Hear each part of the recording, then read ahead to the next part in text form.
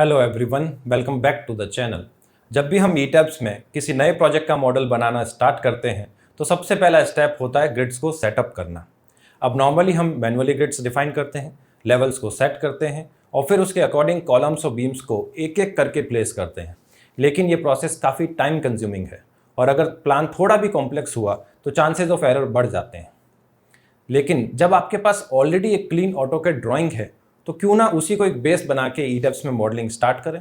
तो इसी वीडियो में मैं आपको बताऊंगा कि कैसे आप ऑटोकैड फाइल को डायरेक्टली ईटैब्स के अंदर इंपोर्ट कर सकते हैं ताकि आपका मॉडलिंग प्रोसेस काफ़ी ज़्यादा फास्ट, एक्यूरेट और प्रोफेशनल बन सके। अगर आप एक डिज़ाइन ऑफिस में काम कर रहे हैं या एक रिजल्ट प्रोजेक्ट पे डेडलाइन पे काम कर रहे हैं तो ये मेथड डेफिनेटली आपका टाइम बचाएगा, एनर्जी बचाएगा, ताकि आप काम जल्दी करके दे सकते हो। तो चलिए बिना टाइम वेस्ट किए स्टार्ट करते हैं। ये जो आप स्क्रीन पे देख रहे हो ये हमारा एग्जाम्पल प्रोजेक्ट है, एक complex Y shape multi storey building जिसका हम मॉडलिंग ईटैब्स में करने वाले हैं। आप स्क्रीन पे देख सकते हो ये एक multi storey residential building plan है जिसके हर फ्लोर पे 6 फ्लैट्स है, 3 लेफ्ट साइड में और 3 राइट साइड में। इंटरेस्टिंग बात यह है कि जो लेफ्ट और राइट विंग है वो दोनों एक पर्टिकुलर एंगल पे अलाइंड है, मतलब कॉलम्स और बीम भी एंगल पे आएंगे, स्ट्रेट 90 डिग्री पर नहीं है ये। और इसी वजह से मैनुअल मॉडलिंग काफ़ी चैलेंजिंग हो जाती है। अगर हम इस पूरे मॉडल को ईटैब्स के अंदर ग्रिड मेथड से बनाएंगे तो लगभग 1 से 2 दिन का टाइम लग सकता है सिर्फ लेआउट बनाने के लिए। लेकिन जिस तरीके से आज हम मॉडलिंग करने वाले हैं उसमें ये पूरा प्रोसेस सिर्फ कुछ मिनटों में ही कंप्लीट हो जाएगा यूजिंग ऑटोकैड एंड ईटैब्स टुगेदर। तो सबसे पहले हम ऑटोकैड के अंदर बीम कॉलम प्लान प्रिपेयर करेंगे और ये प्रोसेस बहुत ही इंपॉर्टेंट है क्योंकि इससे हमारी ईटैब्स की मॉडलिंग काफ़ी फास्टर वे में हो पाएगी। आपको दिख रहा होगा कि मैंने ऑलरेडी आर्किटेक्चरल प्लान को ओपन कर लिया है ऑटोकैड में। इसमें हर एक रूम, वॉल, फर्नीचर सब कुछ विजिबल है, लेकिन ईटैब्स के लिए हमें सिर्फ स्ट्रक्चरल एलिमेंट्स लेआउट की ज़रूरत होती है। तो मैं यहाँ से सबसे पहले स्टार्ट कर रहा हूँ कॉलम्स के साथ। मैं सभी रेक्टेंगुलर कॉलम्स को सेलेक्ट करूँगा। आप देख सकते हो मैंने सब एक साथ कॉलम सेलेक्ट कर लिए हैं। अब मैं CO कमांड को यूज़ करूँगा और इन सभी कॉलम्स को एक साइड में कॉपी पेस्ट कर लूँगा। ये साइड वाले एरिया में हम ईटैब्स के लिए बीम कॉलम लेआउट प्रिपेयर करेंगे। अब यहाँ एक इम्पॉर्टेंट पॉइंट है, ईटैब्स को बताना पड़ेगा कि कौन सा ऑब्जेक्ट कॉलम है और कौन सा बीम, और हम ये बताएंगे यूजिंग लेयर्स। अब मैं कमांड यूज़ करूँगा लेयर, आप शॉर्टकट LA भी यूज़ कर सकते हैं। एक नई लेयर बनाएंगे और उसका नाम हम रखेंगे कॉलम्स फॉर ईटैब्स। लेयर बन गई है तो चलिए सारे कॉलम सेलेक्ट करके इस लेयर में पुश कर देते हैं। उसके लिए हम सभी कॉलम्स को ऐसे सेलेक्ट करेंगे और फिर प्रॉपर्टी बार में जाके लिस्ट में से कॉलम्स फॉर ईटैब्स सेलेक्ट कर लेंगे। बस हो गया। अब ये सभी कॉलम्स एक ही लेयर में आ गए हैं जिससे हम ईटैब्स में इंपोर्ट करने वाले हैं। अब मुझे ये भी चेक करना है कि कहीं कोई ना कोई कॉलम पीछे तो नहीं छूट गया। इसके लिए एक शॉर्टकट ट्रिक है, स्क्रीन के किसी भी खाली जगह पर आप राइट क्लिक करिए और क्विक सेलेक्ट ऑप्शन चूज़ कर लीजिए।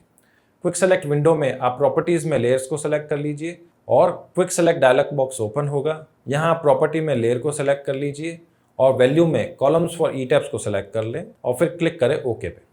यहाँ आप देख सकते हैं अब जितने भी ऑब्जेक्ट्स इस लेयर में थे सब सेलेक्ट हो गए हैं, मतलब कोई भी कॉलम मिस नहीं हुआ है। यहाँ एक और पॉइंट इंपॉर्टेंट है, हर एक कॉलम क्लोज रेक्टेंगुलर लूप में होना चाहिए, ओपन लाइन फॉर्मेट नहीं चलेगा। अगर आपने किसी कॉलम को लाइन टूल से ड्रॉ किया है तो वह क्लोज लूप में नहीं आता है, ईटैब्स उसको रिकॉग्नाइज नहीं करेगा। उसके लिए सिंपल सॉल्यूशन ये है, कॉलम्स की सारी लाइंस आप सेलेक्ट कर लो और जॉइन कमांड की हेल्प से उनको मर्ज कर दो, इससे एक क्लोज लूप बन जाएगा। अब कॉलम का काम हो गया है तो चलिए अब बीम का लेआउट बनाते हैं। बीम लेआउट के लिए हमें बीम्स की सेंटर लाइन ड्रॉ करनी होती है, मतलब एक स्ट्रेट लाइन जो बीम का लेंथ और लोकेशन डिफाइन करे। मैंने ऑलरेडी सारे बीम्स की सेंटर लाइन ड्रॉ कर चुका हूँ। आप देख सकते हो कि हर बीम एक कॉलम से स्टार्ट हो रही है या फिर किसी बीम इंटरसेक्शन पॉइंट पे एंड हो रही है। ये बहुत ज़रूरी है क्योंकि अगर बीम कॉलम से प्रॉपर्ली कनेक्टेड नहीं होती है ईटैब्स में तो ईटैब्स उनको एनालिसिस के टाइम नीचे ड्रॉप कर देगा।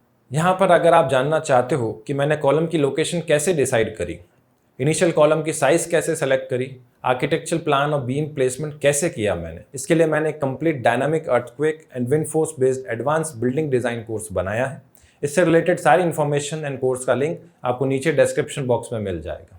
अब मैं ये सारे बीम सेलेक्ट करूँगा और फिर CO कमांड को टाइप करूँगा, एक साथ पेस्ट कर लूँगा साइड में। जब आप कॉपी पेस्ट कर रहे हो तो इस तरीके से कॉलम को रेफरेंस पॉइंट बना लो ताकि पेस्ट करते टाइम उसी कॉलम को यूज़ करते हुए हम बीम्स को प्रिसाइज लोकेशन पे पेस्ट कर पाएंगे। अब जैसे हमें कॉलम्स के लिए नई लेयर बनाई थी, वैसे ही हम बीम्स के लिए भी नई लेयर बना लेंगे यूजिंग लेयर कमांड। एक नई बीम का लेयर हमने बनाया और उसका नाम हमने रख दिया बीम्स फॉर ईटैब्स। अब सारे बीम्स को सेलेक्ट करो और इस लेयर में शिफ्ट कर दो। फिर से क्विक सेलेक्ट कमांड यूज़ करके चेक कर लो कि सारी बीम्स इस लेयर के अंदर है कि नहीं, कोई पीछे तो नहीं छूट गई।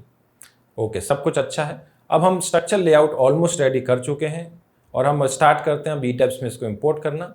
नेक्स्ट स्टेप है इस फाइल को .dxf फॉर्मेट में सेव करना, जो ईटैब्स इजीली रीड कर सकें। सभी कॉलम्स और बीम्स को ऐसे सेलेक्ट कर लो, कीबोर्ड पे Ctrl+C प्रेस करो और फिर एक नई फाइल ओपन कर लो और वहां पे Ctrl+P प्रेस करके सब कुछ पेस्ट कर लो। अब फाइल मेन्यू से आप सेव एज ऑप्शन सेलेक्ट करो और लिस्ट में से AutoCAD 2013.dxf फॉर्मेट आप चूज कर लो। फाइल का नाम रखेंगे हम complex AutoCAD to ETABS floor plan और फाइनली इसको हम सेव कर लेंगे। बस हमारा पहला और सबसे टीडियस पार्ट कंप्लीट हो चुका है। अब हम रेडी हैं इसको ईटैब्स में इंपोर्ट करने के लिए, ताकि हम इसको मॉडल दिनों में नहीं मिनटों में कंप्लीट कर सकें। तो चलिए शिफ्ट होते हैं ईटैब्स सॉफ्टवेयर की तरफ। अब हम जो AutoCAD बीम कॉलम लेआउट बनाया है उसको इंपोर्ट करेंगे। फाइल मेन्यू में जाइए, इंपोर्ट ऑप्शंस में से आप सेलेक्ट करें DXF file for architectural plan. यहाँ एक इंपॉर्टेंट चीज़ ध्यान देने की है, जब आप ईटैब्स में AutoCAD फाइल इंपोर्ट कर रहे हो तो उस वक्त ये फाइल AutoCAD में ओपन नहीं होनी चाहिए, वरना ईटैब्स इसको इंपोर्ट नहीं करेगा। अगर आपकी फाइल AutoCAD में ओपन है तो काइंडली इसको क्लोज कर दीजिए। अब आप देख सकते हैं, अब ईटैब्स आपको यूनिट सिलेक्शन का प्रॉम्प्ट देगा। हमारे केस में हमारी फाइल फिट और इंच सिस्टम में थी, तो यहाँ यूनिट इंच सेलेक्ट करें। नेक्स्ट आपसे ये पूछेगा कि प्लान किस लेवल पे पेस्ट करें। यहाँ हम प्लिंथ लेवल को चूज करेंगे। बाद में हम इस प्लान को ईजिली अपर लेयर्स में कॉपी पेस्ट कर सकते हैं। और एक ऑप्शन दिखाएगा ऐड सेंटर लाइन, इसको अनटिक कर लो क्योंकि हम already beam centre line plans AutoCAD में ड्रॉ कर चुके हैं। अब देखो पूरा बीम कॉलम प्लान एक्यूरेटली ईटैब्स के अंदर इंपोर्ट हो चुका है। सब कुछ एग्जैक्टली वैसे ही जैसा AutoCAD में हमने बनाया था। अब चलिए कॉलम्स को क्रिएट करते हैं क्विकली। लेफ्ट साइड में मॉडल एक्सप्लोरर में डिस्प्ले टैब एक्सपेंड करो, 3D व्यू पे क्लिक करो और वहाँ से आर्किटेक्चर लेयर पे आ जाए। यहाँ आप देखोगे कि जो हमने AutoCAD में लेयर्स बनाई थी वो सारी विजिबल है, columns for ETABS and beams for ETABS. अब कॉलम क्रिएट करने के लिए simply columns for ETABS layer पे राइट क्लिक करें और सेलेक्ट कर लें ऐड कॉलम ऑब्जेक्ट। देखो कितना पावरफुल ये मेथड है। सिर्फ एक क्लिक में ईटैब्स में हर कॉलम को क्रिएट कर दिया है with exact size and location as per जो हमने AutoCAD लेआउट में बनाया था विथ 100% एक्यूरेसी। हमें यहाँ कॉलम्स की साइज भी ईटैब्स को बताने की जरूरत नहीं पड़ी, इसने खुद ही AutoCAD प्लान से उसको रीड कर लिया है ना। कमाल और सबसे फास्टेस्ट मॉडलिंग मेथड। सोचो अगर ये हमें मैन्युअली करना पड़ता तो पहले कॉलम फ्रेम लिस्ट बनानी पड़ती, फिर मैन्युअली सब जगह प्लेस करना पड़ता इन कॉलम्स को। ये पूरा काम हमने दिनों के बजाय मिनटों में कंप्लीट कर लिया। अब चलते हैं बीम क्रिएशन की तरफ। Same process, beams for ETABS layer पे right click and then choose add beam object. ETABS beam null lines बनाएगा जिसमें 2 से 3 मिनट का टाइम लगता है, लेकिन ये टाइम काफ़ी कम है कंपेयर टू मैनुअल ड्राइंग। अब जब ये बन गया हो तो अब देखें, अब 3D व्यू में हम देख सकते हैं ईटैब्स ने नल लाइन्स क्रिएट कर दी है, जो कि अब बीम्स के लिए प्लेस होल्डर का काम करेगी। चलिए जल्दी से इन नल लाइन्स को बीम्स की प्रॉपर्टी प्रोवाइड करते हैं। इसके लिए सबसे पहले हम नल लाइन्स को सेलेक्ट करेंगे। उसके लिए आप सेलेक्ट मेन्यू को ओपन करिए, सेलेक्ट पे होवर करिए and then click on object type. List में नल लाइन्स को सेलेक्ट कर लें और सेलेक्ट बटन पे क्लिक करें। तो आप देख सकते हैं यहाँ पे सारी नल लाइन सेलेक्ट हो गई है। अब टाइम आ गया है कि हम इसको प्रॉपर्टी असाइन कर दें।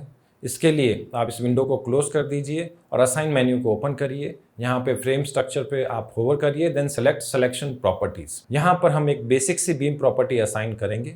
बाद में डिज़ाइन की नीड के हिसाब से हम डिफरेंट साइज ऑफ बीम्स बाद में इसको प्रोवाइड कर सकते हैं। और फाइनली जैसे ही आप एक्सट्रूड टॉगल बटन को दबाएंगे तो आप देख सकते हैं ईटैब्स ने हमारे लिए हंड्रेड्स ऑफ बीम्स बना के रख दी है। और फाइनली जैसे ही आप एक्सट्रूड टॉगल बटन पे क्लिक करेंगे तो आप देख पाएंगे ईटैब्स ने हंड्रेड्स ऑफ बीम्स हमारे लिए बना दी है।